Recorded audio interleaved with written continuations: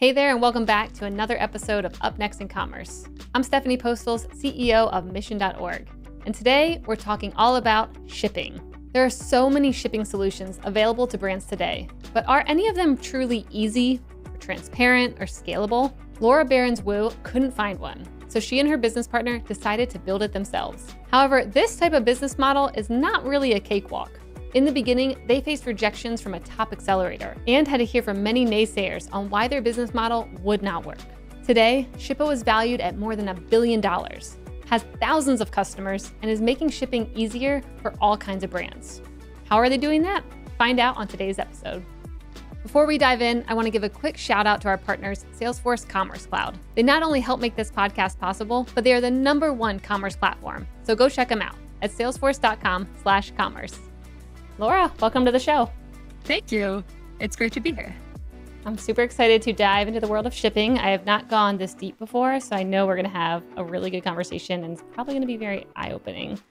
So to start, I would love to hear about the origin stories of Shippo. Yeah, so I think the origin story here, it was a bit of a complicated path to get here. I didn't start this business as a shipping business. We actually stumbled into shipping and shipping software almost by accident. My co-founder Simon and I, we started an online store, and that was really meant to be just a side business. Like, the two of us know each other from college. We wanted to build something together, but couldn't find like the groundbreaking like idea. So we said, let's just focus on like building something that's built an online store. A lot of people are doing e-commerce right now, and we built an online store using Shopify. We used Stripe. We used a few other e-commerce enablement tools. And then when it came to shipping, we realized that like we have to go to the USPS store and we have to stand in line, like their packages. Like, that's really, it's the first, like, everything in e-commerce happens on the internet up until the point you need to ship. And then you're moving physical products, like first to the USPS store and then across the country to the customer who's buying the products. And we didn't really enjoy that part. Like, standing in line at USPS or FedEx is not the most fun. And started researching just a few like online tools that we could be using. And first of all, like, looked into what USPS and FedEx and UPS are offering. They all have their own technologies as well. But pretty quickly realized that these are all geared towards people who know what they're doing, who are shipping experts. And we weren't shipping experts at that point in time. And I think that the super interesting part is, like, a lot of people who are doing e-commerce these days, they're not shipping experts either, because companies like Stripe and PayPal have made it so easy for anyone to be doing commerce on the internet. So we couldn't find the tool that we were looking for. And what we had in mind was really something like Stripe or Twilio for shipping. So a very easy to use, developer-friendly API that connects to all different shipping providers and that lets anyone ship a package with just a single API call. So couldn't find that and just decided to build that ourselves. And I think early on, weren't really sure if like shipping is what we want to spend like the next 10, 15 years of our lives on, but realized pretty quickly that it's so like complex for merchants to figure out and a real pain point for every e-commerce merchant. And there are so many inefficiencies in shipping that was really satisfying to just like get rid of the inefficiencies, make it better for e-commerce merchants to be able to ship. And I want to say that was a few years ago, like 7 years ago by now, and we've been building that company since. Wow. Okay. And you guys applied to Y Combinator with this idea, right? Yeah, we did apply to Y Combinator with this idea, and we actually did not get accepted into Y Combinator. So back then when we applied to Y Combinator, we got as far as an interview, and then later on got the feedback that the shipping market could be like consolidating, meaning that if FedEx buys up all other shipping providers or UPS buys up all other shipping providers, you really don't need a multi-carrier API anymore. You just need one API and that can do it all. And we actually since then have seen the exact opposite. The exact opposite happening. We've seen more shipping providers emerge because there's been such high demand for shipping services that the existing shipping providers can't really keep up with their existing capacities. So we've seen some companies do like same day shipping, next day shipping, companies like DoorDash or I think Postmates, they do on-demand shipping. Then there are next-day shipping services. Amazon is doing next-day and two-day shipping these days. It's like lots of different new shipping options that are emerging. And really glad that the opposite happened, because that makes a company like ours more useful. So we Yep. did not get into Y Combinator. We then reapplied, or we applied for 500 startups and got into 500 startups that then helped us with getting this off the ground. So why initially, I mean, I haven't kept track of Y Combinator recently, but Mhm. back then that was like the thing. Everyone wanted to get in there. Why did you decide to not listen to, what they said? Because a lot of people there, one would think, okay, they're very smart. They probably have, insights that maybe we don't. This is an Yeah. industry that at the time you weren't that maybe passionate about, where you're like, it's still in the infancy stage. Like, we'll see where it goes. Yes. What made you be like, I'm actually sticking with this because I think it's still a good idea? Oh, that's such a great question. I think in that moment, it's a really great question. I think in that moment when we got the rejection, it was obviously like it's really hard. Like Mhm. it felt like the world came crashing down, and like that was the one option we had, and then we had to find other options. I think for me back then, it was just it made like we already started having a few customers, and even though we didn't have a lot of shipping providers on our product, our customers were already like with the two or three shipping providers we had, were already saying that this is creating a lot of value. And we got like we had real time like real customer feedback, and that was one aspect. Like the other aspect was that we like shipping is such a key part of e-commerce, where like you first build a store, you accept payments, and then you need to ship. There's just no way around that. And the founder I used to work for prior to Shippo, he always said like build something that's a painkiller, not a vitamin. And for Shippo, that means like shipping is such a big pain point. If you can make it even a little bit easier, it's a real painkiller. And our like yeah we've just seen our customers, our early customers, react to that really positively. So those I think are the two reasons. And then lastly, I want to say it's probably personality as well. Like both Yeah. Simon and I were just like not ready to give up yet. It felt like we'd found something that's like starting to work, and we were really like determined to see if we can get this to work. And say like but a lot of it was probably also the personality aspect. Love it. Okay, and then today, I mean, you're valued at over $1 billion, right? Yeah, So it's a that good was thing you stuck in there. yes, yes. No, I'm really glad as well. And I think just in like back then, I did not know that just yet. But in like the meantime, like there's being a founder is such a roller coaster experience. Like Hmm. every day there's something that's happening that feels like it's not that great, and then an hour later, like something else happens that's really great. So it's just an Hmm. up and down, and you get like more resilient over time. But there's like those kinds of downs. They're very common for a startup to experience. Yep. Yes, I have felt many of those. What do you do in those moments then to kind of keep pushing forward? Like, is there something that, a hobby or something you do to kind of like get out of the crazy work mindset and just, be able to come back with like fresh eyes? Yeah. So I love running. I try to run every day if possible. It's really a flow state experience, and I think about work a little bit as well. And when I think about work, like new like while running, new things come into my mind. Like I think about Mhm. different perspectives come up compared to what would come up just sitting in front of a computer. It's like I'm not like an extremely competitive runner, but I will like stop and like take some notes that just occurred to me, and that's totally fine as well. I'm not trying to just run as fast as I can. And then I hike on the weekends, and I love hiking because it gets me away from from my computer and from my phone. Like Mhm. if you're just sitting on the couch, you're probably checking your phone at least once an hour. Like while you're hiking, there is no way you're checking your phone. So Yeah. that's really great. But then I think a lot of the roller coaster ride is actually happening like almost even hour by hour. And Mhm. I like to compare it to I've not had any children just yet, but like I've been told that after childbirth you release all these Oh hormones that yeah. make yeah You forget all that about it. exactly that make you forget all about it. Yeah. And I get that like whenever there's a low, like pretty soon, like an hour later, 2 hours later, I bet there's a high again. And that high makes me forget just all about the previous low that I've just experienced an hour ago. So like that's what gets me through the day. I just know that there'll be another high like pretty soon. And like that I can get over the low pretty fast. Yeah, life of a founder. So when thinking about Shippo, for anyone who doesn't know, like I know it's built on APIs, but I want to hear more behind the scenes of like, what does it actually look like, behind the scenes of how Shippo works? Yeah. So shipping providers, some of them do have APIs or they have some kind of interface. So what we do is like we connect to our shipping providers' APIs or their interfaces.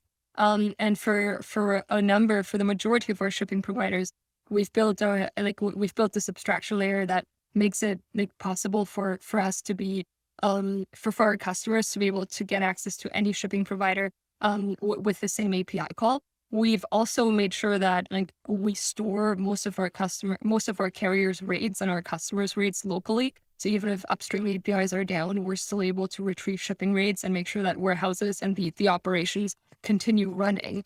Because shipping is such a mission critical thing. Whenever like if a shipping provider were to go down, like our customers' warehouses would be standing still. And then in addition to this back end stuff where we connect to all different shipping providers, we've really like also made sure that we're not just about this particular moment in time where a customer buys a shipping label, but we take care of the workflow from beginning to end. And there's like shipping is much more than just about buying a shipping label. It starts with pre-purchase around showing the right shipping rates at checkout, making sure that you have the right shipping options. Then it goes into at checkout. You also need to determine whether or not to enable like international shipping. When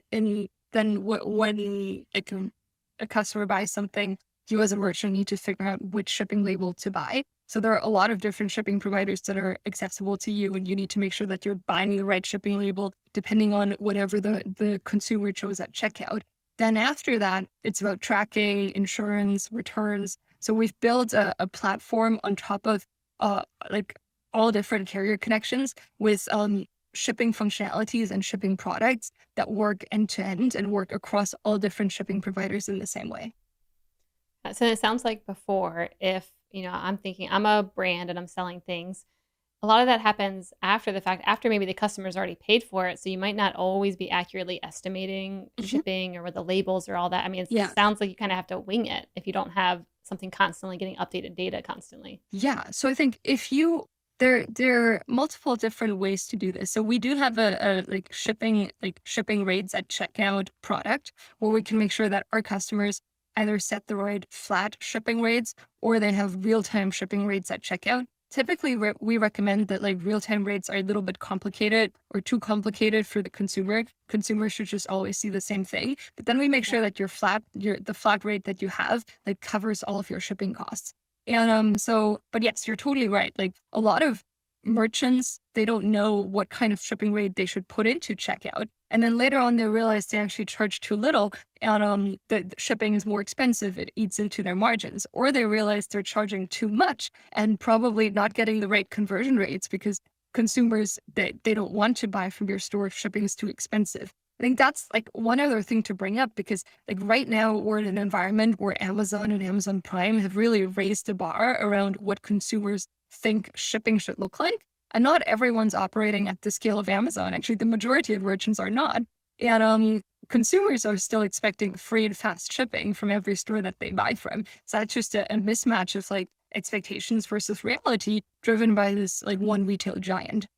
I'm sure there's a lot of funny stories around trying to work with, we'll call them more long-standing Mhm. companies, the USPSs, the FedExes, like, and trying to get them working with an API. I mean, Mhm. what did that look like in the early days, especially trying to, you know, start like working to enable kind of like a partnership with these companies in a way that they probably were like, Laura, what are you even asking for? I don't know how that works. Yeah, and I think the background here is like the way our business works is that our customers, they're e-commerce merchants, but our e-commerce merchants, they need to ship. And given that we're not doing any of the shipping ourselves, we're just the technology platform here. Yeah. We need to like enter into partnerships with different shipping providers. And you've got all of the ones that you would know, the ones that you've mentioned, UPS, FedEx, USPS. You've got a bunch of regional and local shipping providers as well. And when we were just getting started, I think that was for sure one of our big like chicken and egg problems, because the shipping providers, they don't want to work with you unless you're bringing something to the table that they care about. And what they care about is shipping volume.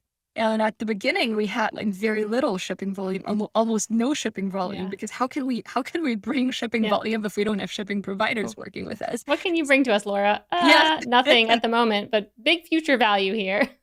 exactly. So we again, it was really like, I think first of all about understanding motivation, understanding like what they cared about, and then every shipping providers cares about like slightly different things. And even today, that's a big like brains like a big conversation topic that we keep talking about. Of like how can we make sure that our shipping providers are with getting something from this partnership as well, that this is a win-win partnership, and that we make sure that whenever we talk to one of them, we're tailoring our pitch towards what it is that they care about. And most of them care about getting market share, but it gets more nuanced. Like a lot of them want to get into the SMB segment. I think a lot of shipping providers, they started out as shipping providers focused on enterprise businesses. Yeah. And that is, I mean, that makes sense because in the past, it was harder for SMBs to get started. So most of their customers were enterprise customers.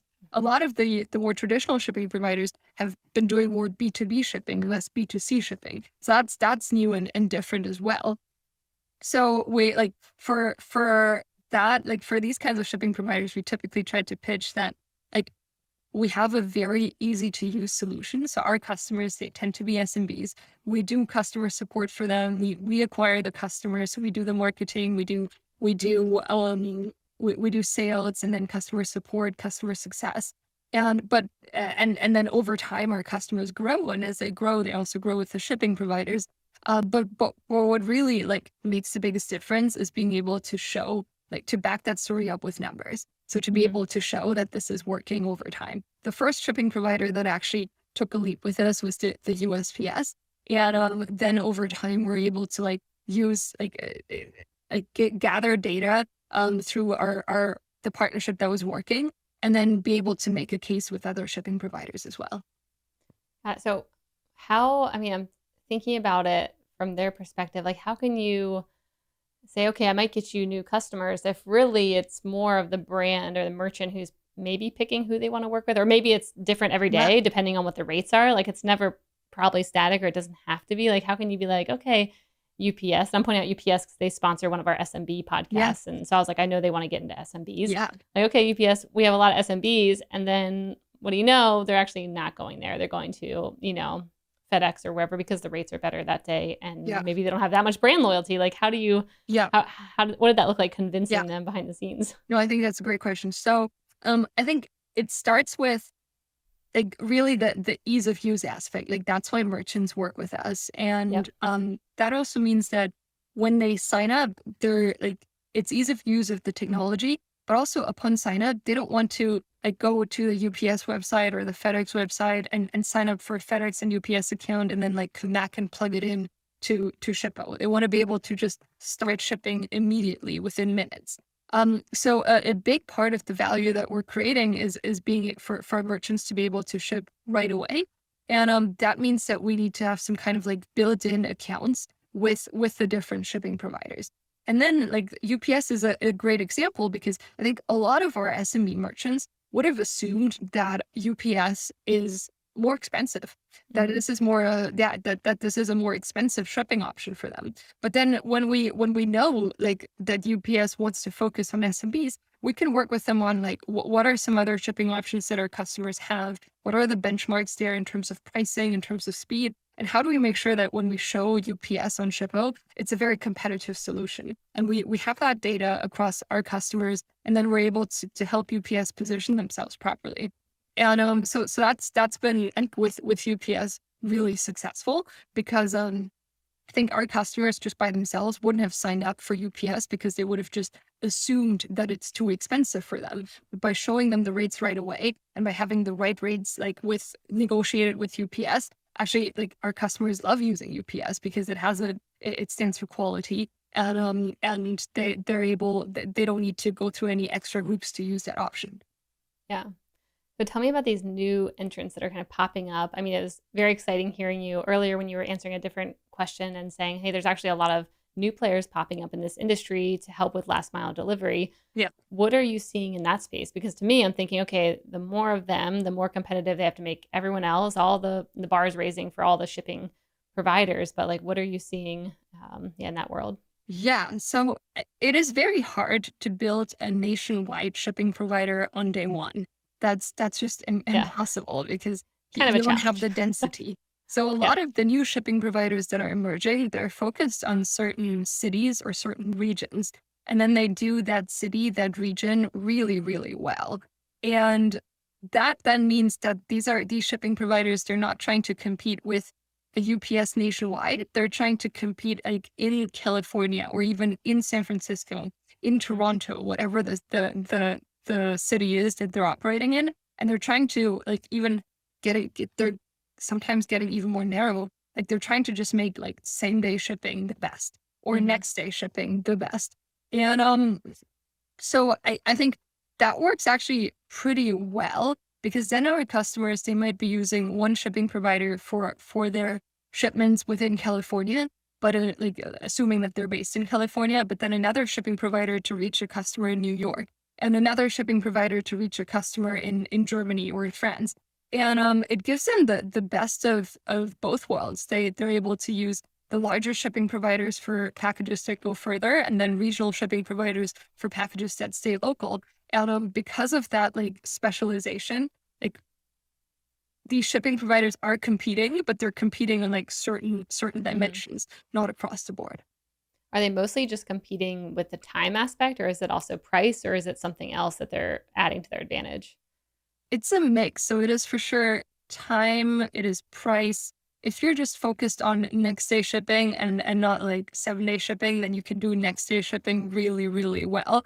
Mhm. Some of them are like premium products. I think if you want your item to arrive like the next hour, that's a premium product, and someone like a DoorDash or Postmates could do this, but a FedEx can't. And so yeah, it really depends. Some of them are very keen on like having an excellent customer experience and really good like detailed tracking. I think that's a good Mhm. differentiator as well, having like tracking that's updated like minute by minute instead of like a multi-window tracking time frame. Yeah. Have you heard of the company Fast AF? We had them on the podcast a few weeks ago. And they're doing 2-hour delivery, but of more, I would say, bougie products. Like it's Yes. not just going to be, Yes. chips or something. It's like the hard to find, natural, organic, all the things that like you Yeah. wouldn't find on Whole Foods. And Yes. um, yeah, That's they were. awesome. Yeah, That's I was like, awesome. that. And I think like that's a great example because like it really depends also on what you're selling. Like if Mhm. you're selling a bougie product, then your customers are maybe more likely to pay for a premium shipping option. If you're selling a lower value product, then like it doesn't make sense for a customer Yeah. to pay like the same amount of money for shipping. So there is no one size fits all. Like there is no one recommendation that you could give all e-commerce companies around shipping. Really depends on what are they selling, who are they selling it to, and then it's a more nuanced answer. Yeah, agree. So I think you have over 100,000 customers, right? Yeah, Or we more? do. More than that? Okay. So you get access to a lot of data, I'm sure. Mhm. You get to see what customers actually want, what's maybe, what are some brands doing well, what's swaying them with maybe higher conversions or whatever it may be. What are you all seeing on your side when it comes to like what do consumers want or what are they preferring now that maybe is different than a year or two ago? Yes. So I think there is a common misconception that consumers need shipping to be like 2 day free shipping. And the bar that Amazon said, like that is not necessary. I think what consumers really care about is having um the expectations set correctly. So consumers don't want to like if you're not providing a shipping timeline at checkout, consumers are just assuming that this will take forever and they're not going to buy. So that was an interesting experiment. So you have to show like set the expectations right. You have to tell them and when this package will arrive, and leaving that blank will really affect conversion rates. But then if you're setting the Wait, what about expectations, a range? Like, what about, because I see some companies do that. yeah, We just bought like a Murphy bed and they were like, the range is between April 1st and May 27th. I'm like, that's even worse than maybe me not knowing. I don't know. Both are yeah, bad. But is a yeah. range worse than uh, not having anything or? A range is it's not worse than not having anything. I think if you don't give customers any data, they're going to expect the worst. Mhm. A range is not great, but it's better than nothing. And I think if you like, what we provide in addition to like our rates at checkout is also just having the aggregate data to be able to give our merchants a solid estimate around Mhm. how long this will take. And like our estimate might not even be the same as the estimate by the shipping provider because we're able to see real time data and we're Mm. able to see when there are delays happening and when not. So yeah, showing the right showing like setting the expectations right at checkout is super key. And then meeting those expectations. So that also means though, especially for SMBs, like SMBs tend to forget that they have to bake in like fulfillment time into shipping as well. Mhm. If you're taking like more than a day to put your product into a box and give it to a shipping provider, then that is going to delay the shipping experience by quite a lot. So I think that's something that SMBs tend to forget. They need to add at least like 1 or 1.5 like extra days to the shipping timeline because they need to like get their package out the door first. So yeah, shipping like rates at checkout is a big one. And no, shipping timelines at checkout is a big one for conversion rates. And then I think tracking is just an extension of that. Like it's fine if your package is late as long as you communicate it proactively. Customers don't want to be at home wondering where your package is, but they're totally fine like getting a proactive email from you saying that this will take another day extra. Like that's Mhm. much better than not saying anything. And Yep. that is also something that's pretty easily automated. So that's a functionality we provide as well. But yeah, I think these are the two things like transit times at checkout and then making sure that tracking is done well. I think tracking emails are actually have a very high open rate. That's Mhm. I think above like 70 something percent. And it is a great opportunity for merchants to engage with their customers because they know that these emails are going to be opened. So you can put something like you can put blog posts in there, you can put other products in there. But it's an email that gets a ton of engagement. That's a good tip. So my one question is, why show shipping rates? Why not just bake it into the cost of the product and then just be like free shipping forever? I Yeah. always wondered that. I'm like, why do I care how much it takes to get here? Like, just get it here and maybe put it in the cost of all the goods. Well, yes, but it depends on what kinds of products you're selling. Like Hmm. shipping can be like $5 or even $8, depending on, or even more expensive, like depending on what kinds of products you're shipping or you're selling. And if your product's only worth $10, then doubling the cost is actually like quite, it's quite a lot for Hmm. like consumers will go and compare like the same product in it on another store and see that the product is sold like on another store sold at a lower price and then go by there. And I Yeah. think that's the difficult part here. And however, if you're showing shipping rates separately, then it's a different, like they're comparing things separately. I think Hmm. merchants have, like an upside if they're selling a product that is like unique that you can only buy at your Yeah. store and you can't buy it anywhere else. So that's always a good like upside to have. And a lot of our merchants, they're selling branded products. So they're the brand themselves and they're selling products that they make themselves. So that's a great like differentiator, just having something that you can only buy there and nowhere else. Yep. Got it. Yeah. I think about, well, I guess like Apple, Macs. I feel like we don't pay shipping, but it makes sense if you're paying thousands of dollars Mhm. for, a Mac or something. I'm like, of course, it's Yes. nice not getting there and being like, Yes. another $8. Totally. And that seems really petty, right? If you're paying Yeah. thousands of dollars and they're charging you another $8. But if you're buying like soap and the soap costs Yeah. $8 and they're trying to Yeah. like Say free double shipping. the price, then Yeah. that's an issue. Yeah. Okay. So now when thinking about the future of Shippo, how do you all stay innovating or like what are you doing to innovate? Because in my mind, my simple mind, I think, okay, they've got the APIs working, the government agencies or, the shipping agencies don't maybe change that often if you got it like all plugged into their Yeah. systems. Like, what are you doing to maybe bring the, tech stack to the next level? Yeah. So I think on the one hand, like the shipping providers actually change more often than you would assume. Like shipping rates change, shipping APIs change, and their service offerings change as well. So Hmm. that's just the foundation, making sure that our carrier connections, they always work. And no matter what changes, our customers are not affected by it, or don't have to spend resources on adjusting to these changes. So that's the foundational part. And then on top of that, it's about like when our customers need to ship, what else do they need to do, either right before shipping or right after shipping, that we can help solve. And that universe is actually pretty big. Like we've talked about tracking, we've talked about rates at checkout. There's returns. Returns is another really big Yeah. problem for our merchants to solve. There's cross-border shipping. There's shipping insurance. So there's like data and analytics. That's another really interesting aspect of just like analyzing their shipping spend, but also giving proactive predictions. So there's a lot going on that we like in the workflow of shipping, that where we can build features and products for our merchants. And that's what we're focused on. And then I think in addition to that, it's about, okay, so now we've talked about the foundation, the shipping features. So who do we sell to? And we've been mostly an SMB centric business and are now starting to sell to larger customers. That as larger for our larger customers, like features need to become more complex, and we need to make sure that our product is like able to keep up with the amounts of packages that are going through. So that's another angle of innovation. And then the last one here is like we have merchants that are shipping, and then we also have platforms and marketplaces that need to provide shipping functionalities. So that's another that's another customer type or partner type for us. So building functionalities that are platform specific. And Wow, okay. I should mention that like I mostly just talked about the US market. Like Yeah. shipping is like a global problem.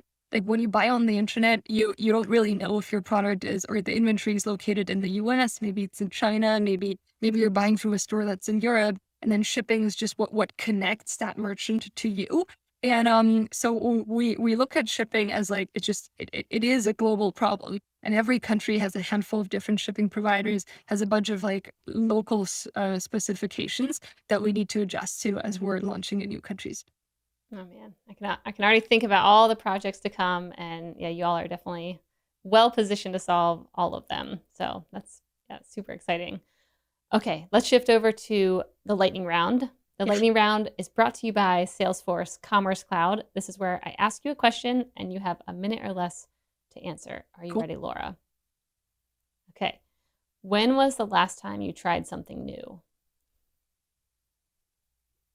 Okay, I've never eaten like seafood or fish. There's no like Never? allergy. I just don't like it. Okay. I don't like the smell. I've never liked it. Recently, my partner has been trying to get me to like eating seafood and giving it a try, so that we can eat sushi together. And I've been trying like all kinds of different fish for the first time. It's a very slimy experience, and I'm not Not that enjoying anything you it. like so far? Like, is there anything where you're like, that one was okay? Like the fish that tastes least like fish is Oh okay. my God. So basically just no fish, Yes, like fish fish. that isn't fish. Got it. It'd be like tofu fish, kind of. Exactly. Yeah. That's funny. Okay, if you could choose one book as mandatory reading for all high school students, what book would you choose? And it can't be, I know you grew up in Germany, it can't Mm, be a German book that I would have no idea what it is. yes. One high school students. Okay.